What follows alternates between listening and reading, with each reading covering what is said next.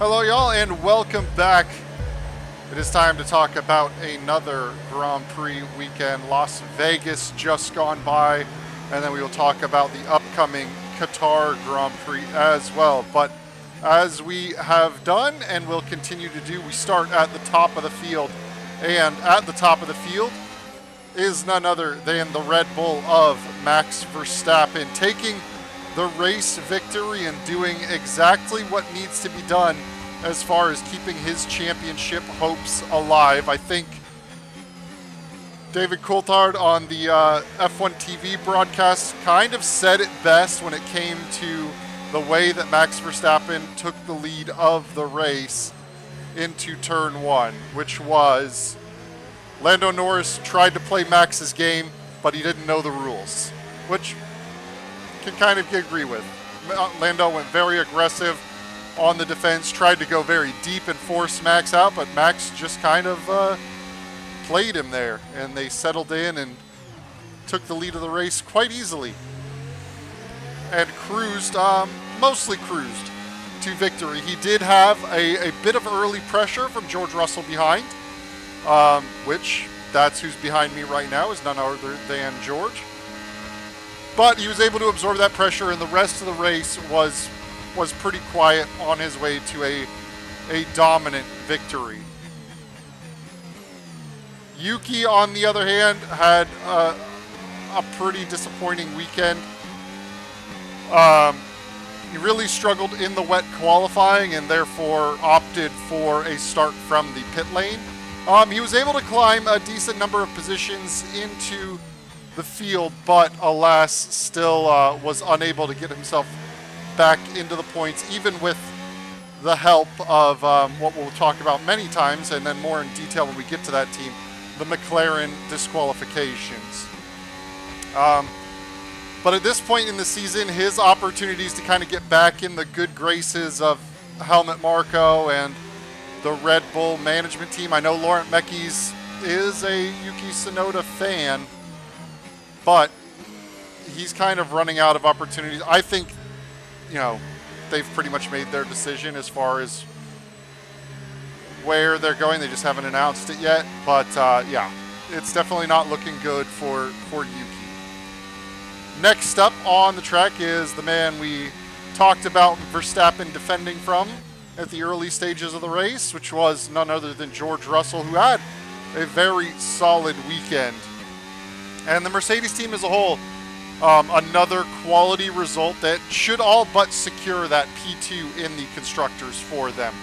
George did have an opportunity to challenge for the lead in the early stages, but as the field spread out and he dropped back, he dropped through. His overall pace was still pretty strong.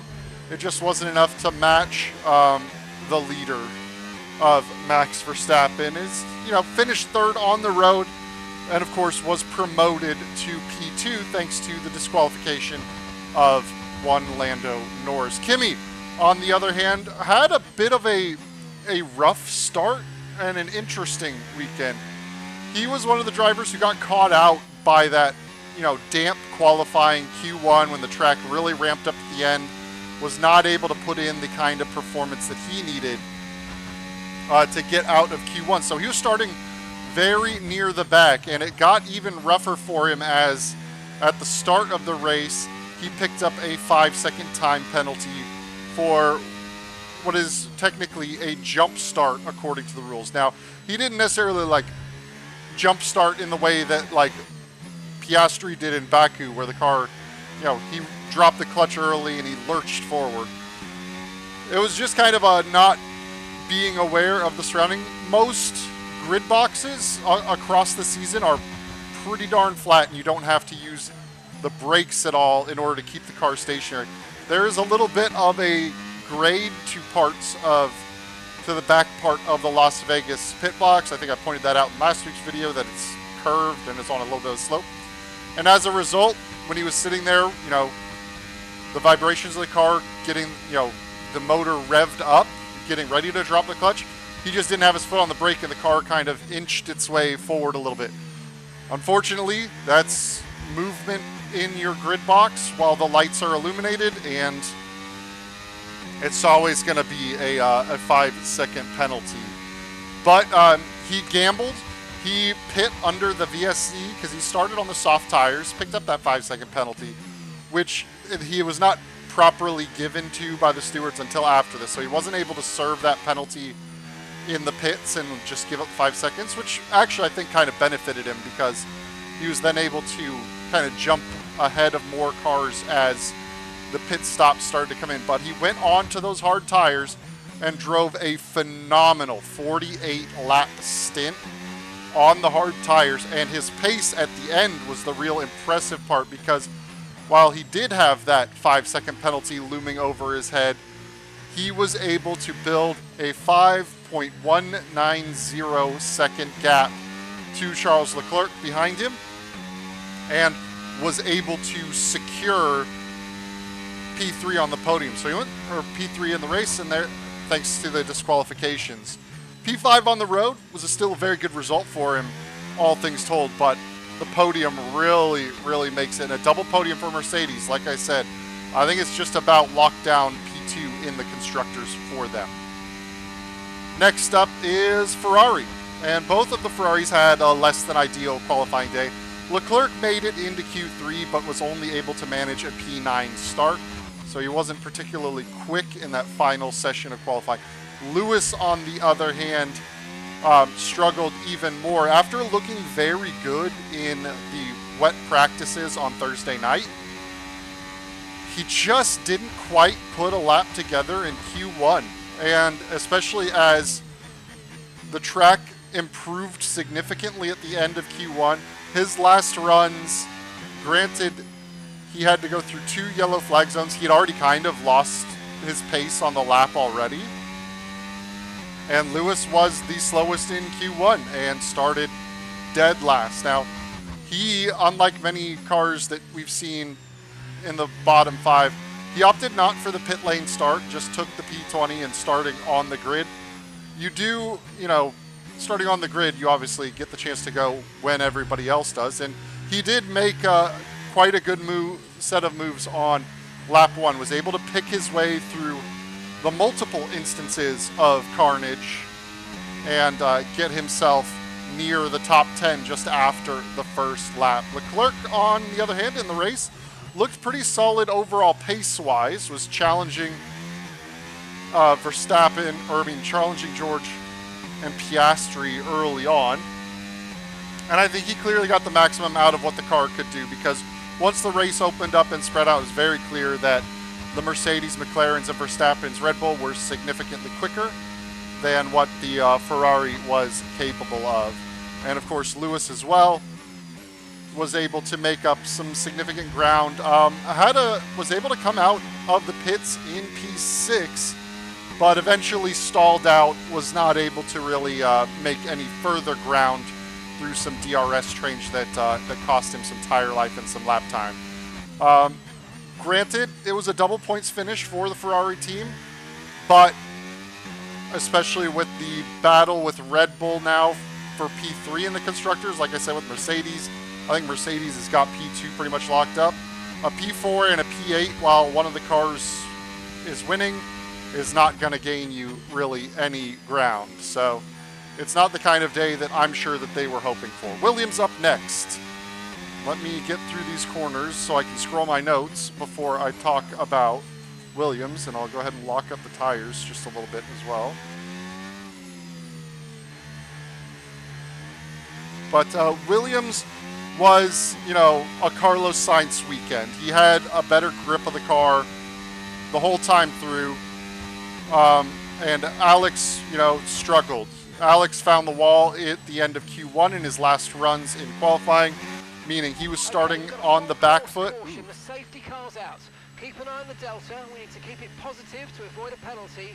Slow down, maintain positive delta. Is that the first full safety car in the review series? But we'll go back because, for Alex Albon, started the race on the back foot, of course, because of the qualifying. But then after getting caught up in some early race contact and picking up some damage, he also had an issue with his radio. And that meant that when he did come in to, try and get the front wing fixed, he came in, was only given tires. They did not fix the front wing. They were not ready for it because they were not aware. So that resulted in him making another pit stop shortly thereafter. Ultimately,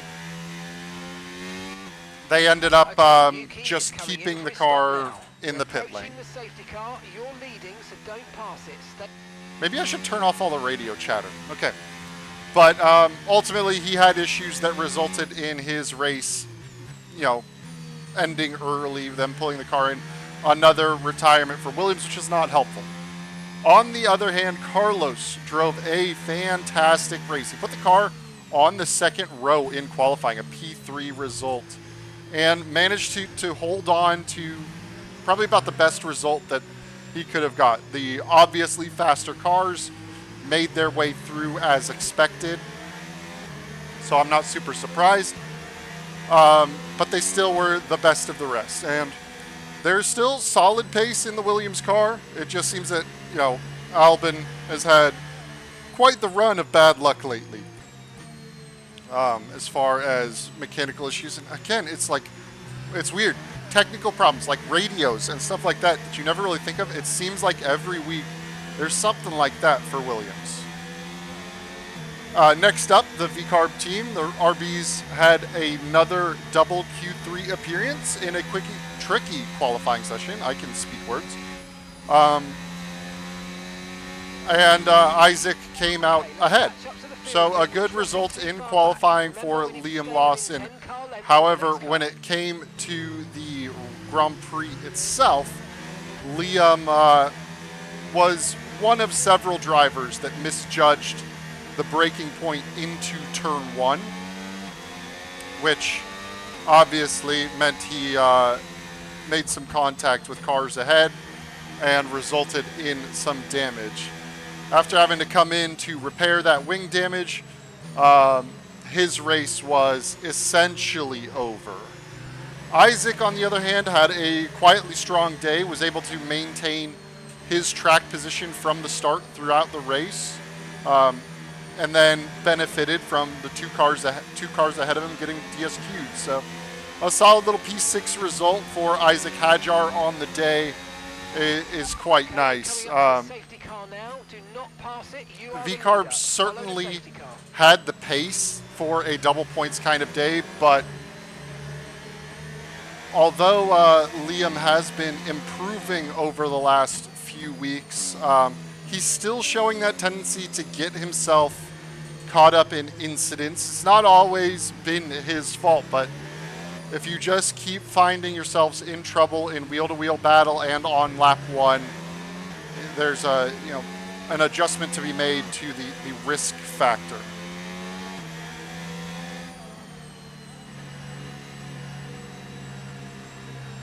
Next up is Sauber. And it was not at all the bounce back weekend that Bortoleto was hoping for, I am certain. After his disappointing weekend in Brazil, he struggled in the wet qualifying here, and when starting near the back of the grid, basically went bowling into turn one and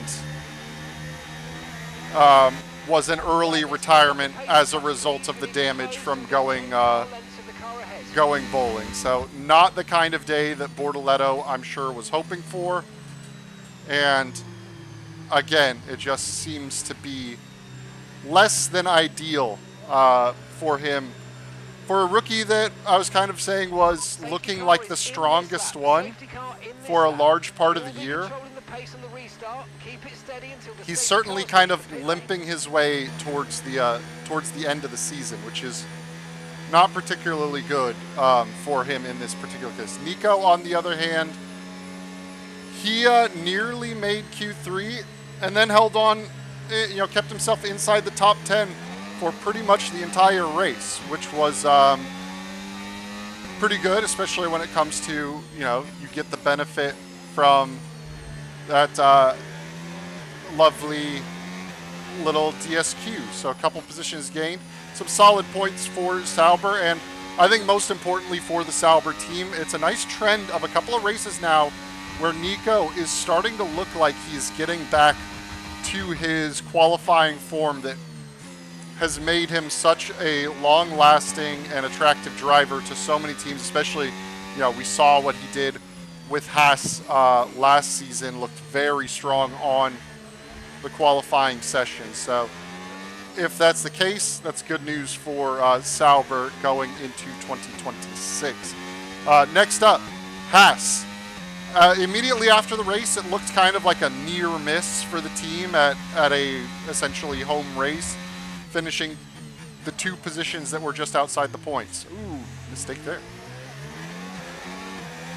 So not kind of the not perfect weekend that they want, but in the end, they became big beneficiaries of the double DSQ, meaning that they scored a double points finish thanks to the disqualifications. Esteban was able to be ahead of Oliver pretty much the whole weekend, so kind of a bounce back performance that he certainly needed to turn in and show that he can still be the leader of the team. But Ollie was just a step off of him and has not had those kind of weekends where he's significantly behind Esteban. It seems to be either Esteban is ahead by just a little bit on Ollie, or Ollie is well ahead of Esteban. So I think on balance, Ollie's still showing what he can do. Not a whole lot to talk about for the Haas team otherwise, though. Aston Martin, they had a pretty unfortunate weekend. Lance was a victim of the lap 1 bowling incidents, and Fernando was one of the earliest drivers to come in and pit off the medium tires to try and essentially undercut and get on the hard tire, which was certainly appeared to be the better race tire. But where he came out in traffic and was not able to make the kind of ground that was necessary to turn in a good result. He was never able to really clear that traffic, and that meant that he just lost positions the whole way down. The bigger news, though, for the team is the recent announcement of Adrian Newey's elevation to the team principal role. Of course, after the release of Mike Crack, it was kind of an open question and a little bit of a rumor that maybe Christian Horner would find his way back on to the F1 grid via the Aston Martin team principal role. We know that him and Adrian Newey have made reconciliations of sorts from their disagreements at the end of the Red Bull tenure.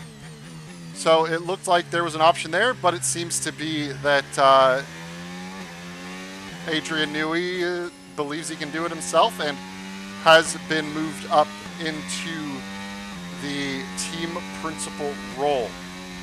So as far as that particular door for Christian Horner to get back on the F1 grid, it is indeed closed for the time being. We will have to see what Christian Horner has potentially up his sleeve.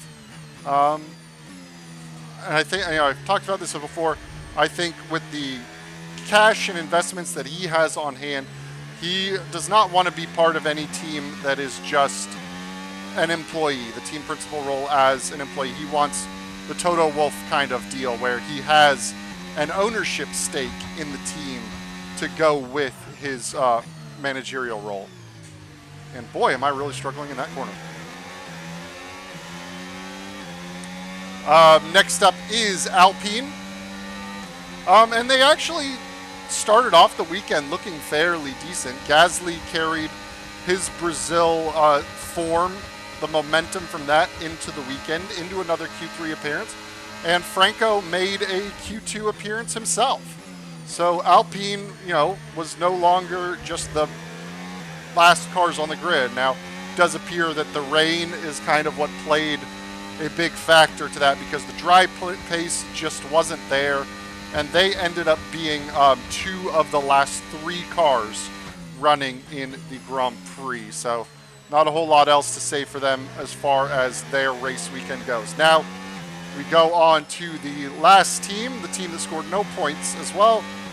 And it's the McLaren team.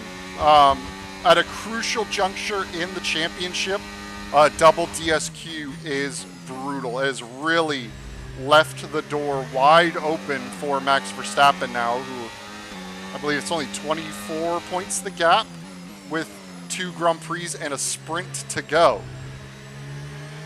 Granted, we are heading to tracks where we think McLaren should be stronger. We kind of knew that Las Vegas coming in was probably not going to be a McLaren win on pace, but the DSQ was certainly a surprise, and their disqualification coming from excessive plank wear.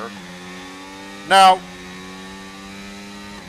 it's kind of obvious based on when they had drivers lifting and coasting that they thought there was an issue pretty early on. They, I believe, tried to kind of hide it as a potential fuel save issue, but it certainly was a problem for them. And we saw the cars bouncing a lot, significant sparks from under Oscar's. There are some Oscar's car, there are some shots of that coming down the straight where even without DRS, with DRS, when the rear suspension would be less loaded, it was still scraping and sparking a lot.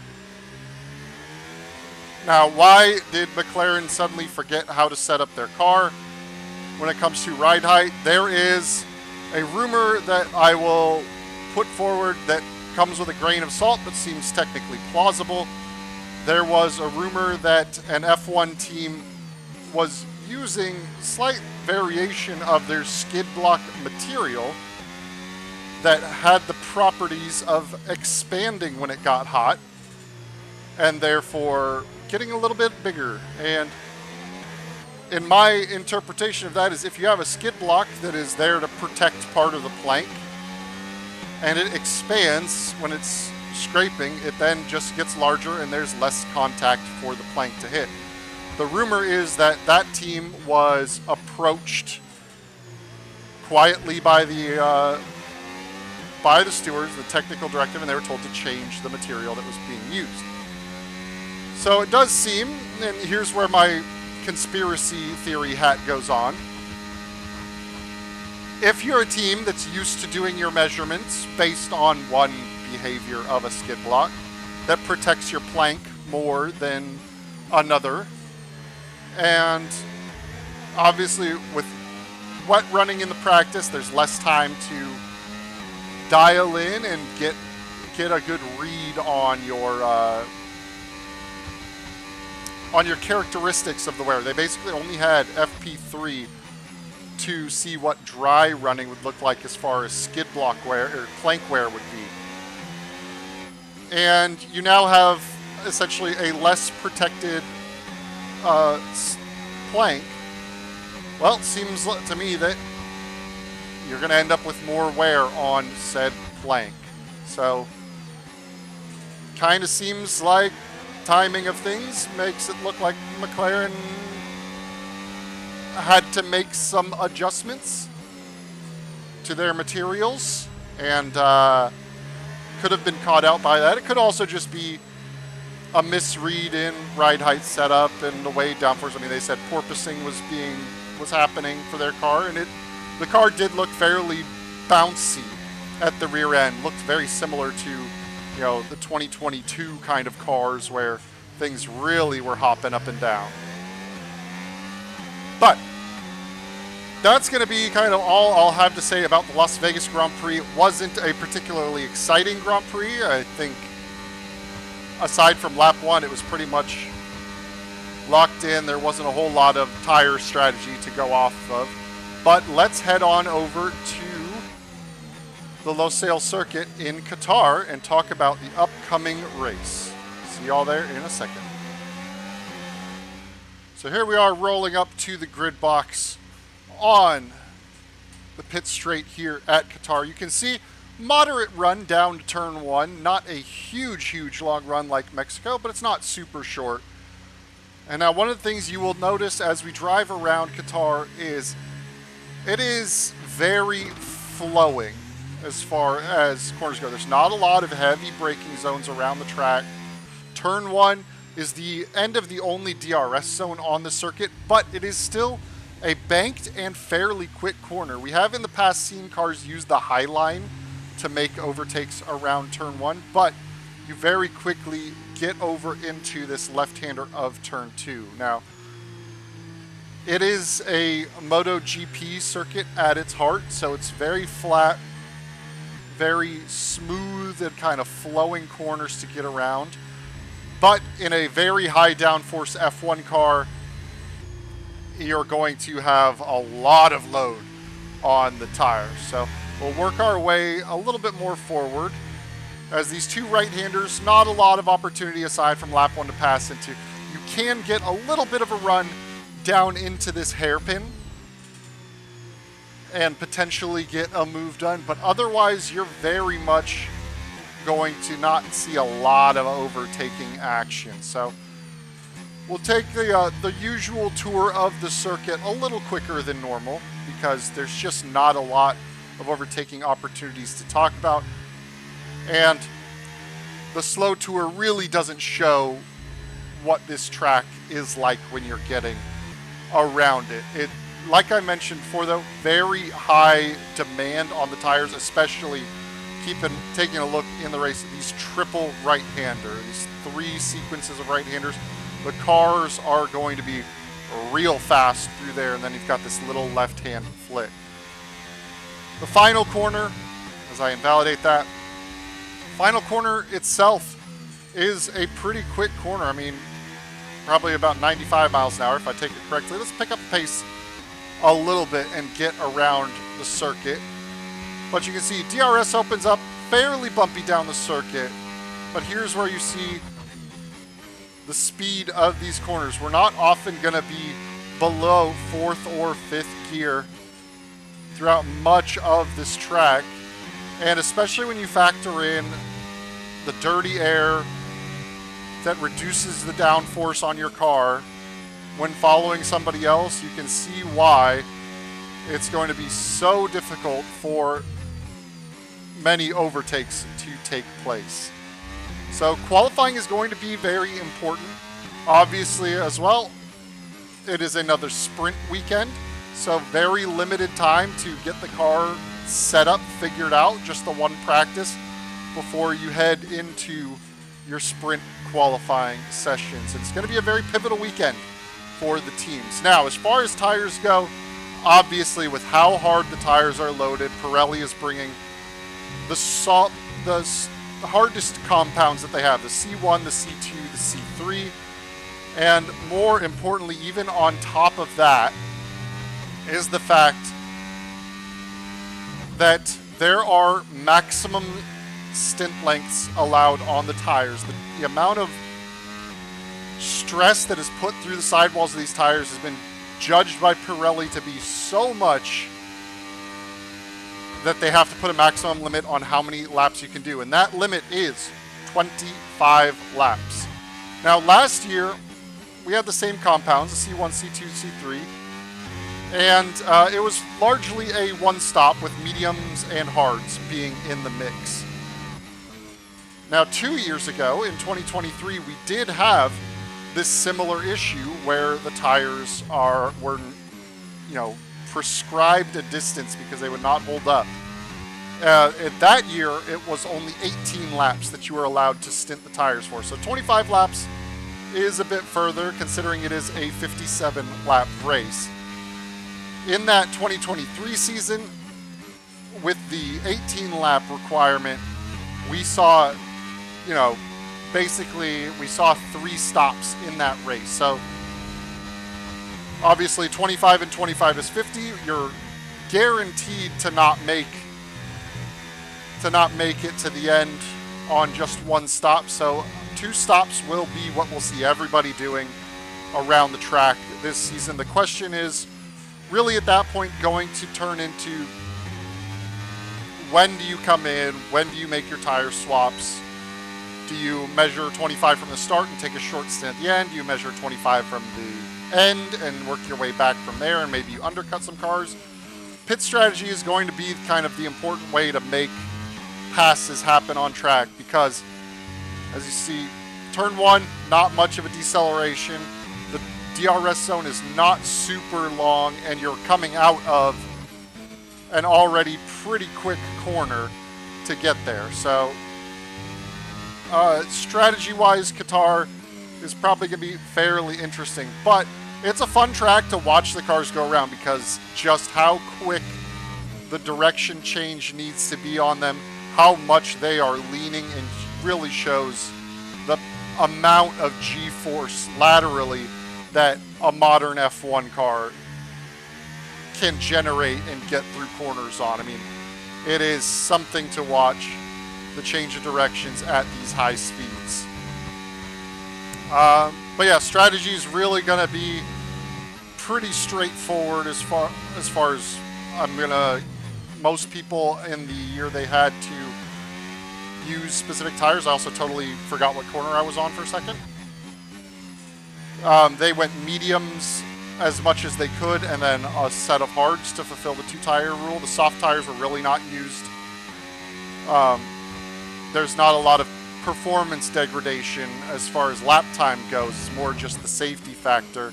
So being on the quote-unquote quicker of the 2 race tires was the order of the day, and I would estimate that we'll probably see essentially a medium hard or 2-stop kind of race. Obviously, championship-wise, very important for McLaren to lock it down. If Lando outscores Verstappen by 2 points, I believe it is on the weekend, that's job done. The challenge is over, and obviously Oscar and Max are on the same points right now, so the same math would apply.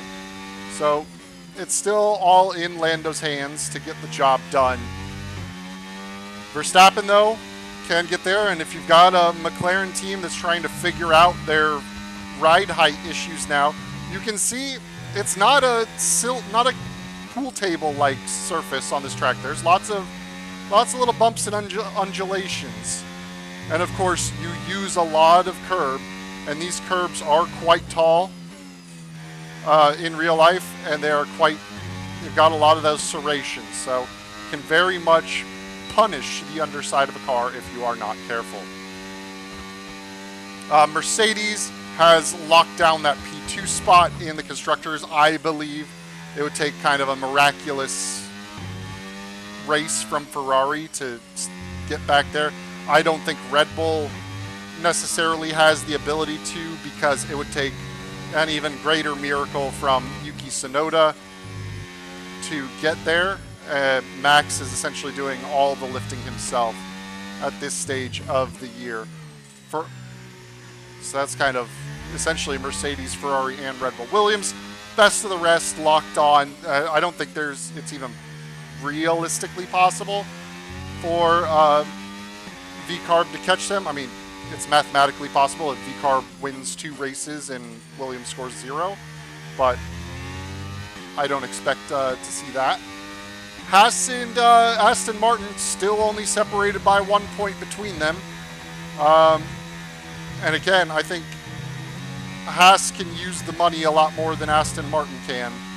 So we'll have to see what they end up doing. Ooh, that was a big mistake. How did that not an invalid lap? Okay. Oh, that's an invalid lap, though. Well, that car gripped up a lot more than I thought. Sauber is still kind of there when it comes to P9 in the championship. I mean, they're still within touching distance of Haas and Aston Martin. It's kind of going to be, I'd say, interesting to watch the 3-way fight that's developing down there, especially if Bortoleto can figure out what's going on in the last couple of races. Like, he's just not been himself. And then you got Alpine. Gasly's been turning in some crazy qualifyings in that car at the end of the season. Franco Colapinto's still very hit or miss, but as far as points go, they'd need a similar kind of situation of winning a race to catch to catch up with the battle of Sauber, Haas, and Aston Martin. But I believe that's all I've got to go through. Not a ton to talk about Qatar with Qatar. Obviously, championship getting interesting. But we're going to have a much clearer picture at the end of this weekend. So thank you all for joining me. As always, for those of you in the States, have a wonderful holidays this week and enjoy. I'll catch you guys next time. Peace.